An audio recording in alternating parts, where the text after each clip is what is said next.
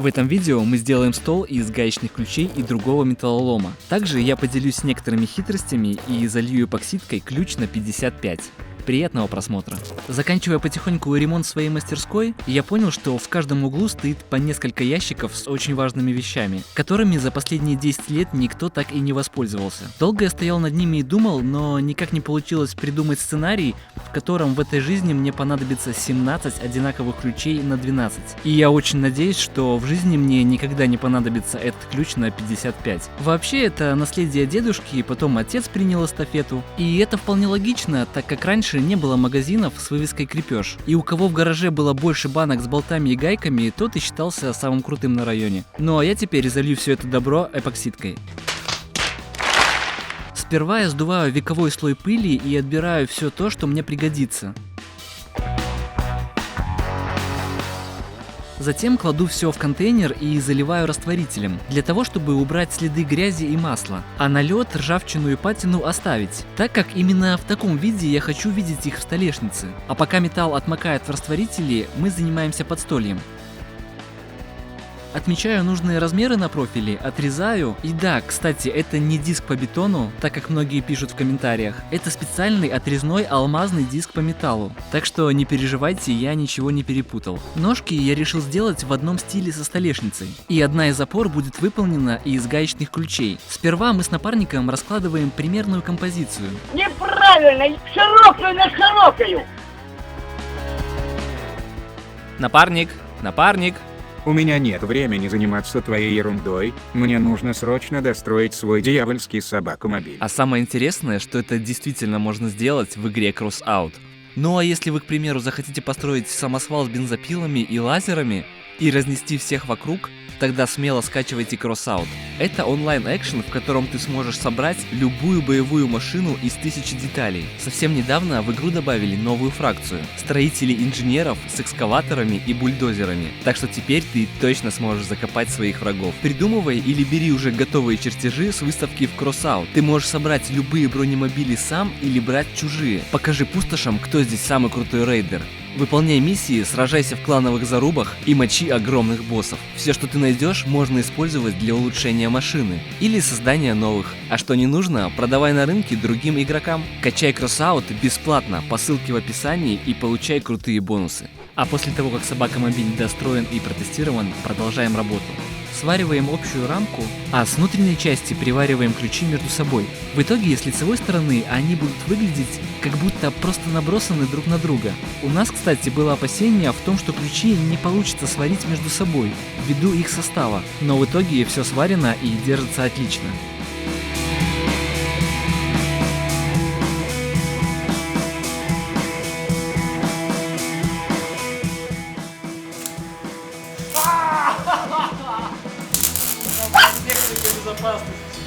А я тем временем зачищаю профиль исключительно в местах сварки, так как в остальном я планирую оставить его в первоначальном виде. В итоге он будет смотреться едино со столешницей и отлично впишется в общую картину.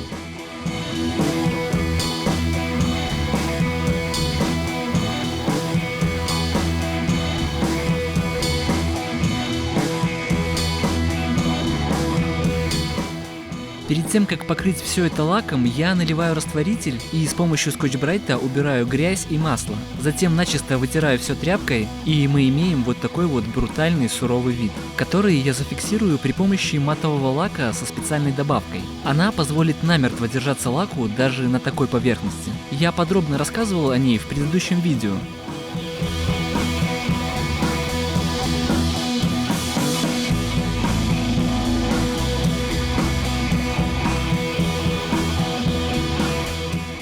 Но пока подстолье сохнет, я занимаюсь столешницей. В основе будет лежать 8-миллиметровое стекло. Мне очень понравилась такая технология, так как она здорово облегчает жизнь. Стекло я замотовываю 320 наждачкой. И в ближайшее время думаю о том, чтобы сделать специальный выпуск, в котором мы подробно разберем эту технологию и сделаем краш-тест. То есть соединим стекло с эпоксидкой и по полной протестируем его. Обязательно напишите, нужен ли такой ролик на канале. Именно от ваших комментариев зависит, выйдет он или нет. На этот раз опалубку я тоже решил сделать из стекла. В этом есть ряд преимуществ. Во-первых, стекло — это дешевый материал. Но важнее всего то, что стекло идеально ровное и его не надо проклеивать скотчем. Соответственно, от скотча не останутся следы. Я креплю бортики на термоклей. Он довольно жестко фиксирует общую конструкцию. А уже позже подгоняю торцевые бортики по шаблону. Отрезаю под нужным углом и таким же способом креплю их. Пока термоклей сохнет, вернее остывает, я возвращаюсь к наполнителям для столешницы. Тщательно убираю пыль, грязь и масло. И для того, чтобы в чистой прозрачной смоле ничего не поплыло, я дополнительно изолирую все детали лаком. Теперь можно наверняка быть уверенным, что следы от ржавчины не появятся в смоле.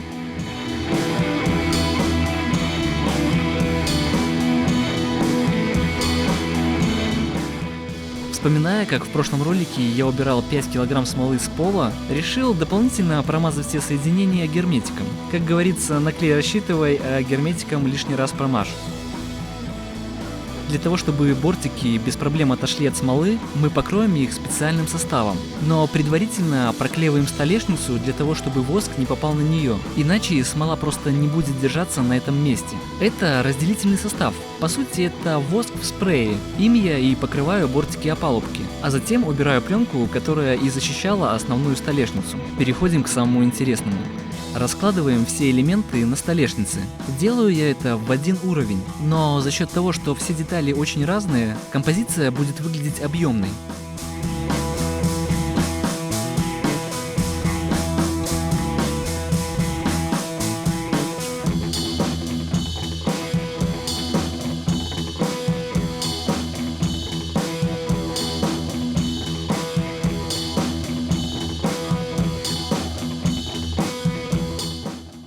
На этот раз используем новый состав. Он только-только появился на рынке и очень громко заявил о себе. Основной его смысл такой: он собрал в себе основные необходимые характеристики, но при этом стоит от 590 рублей за килограмм. Как вы видите, состав очень текучий и отлично подходит для заливки столешниц. Ссылки на все используемые материалы, как всегда, есть в описании. Там же вы найдете специальный промокод для наших подписчиков. В итоге 15 килограмм состава я спокойно замешал в ведре. Также хочу отметить, что состав практически не имеет запаха. Но теперь льем как из ведра. В итоге все пузырьки гарантированно выходят сами, что очень здорово облегчает жизнь.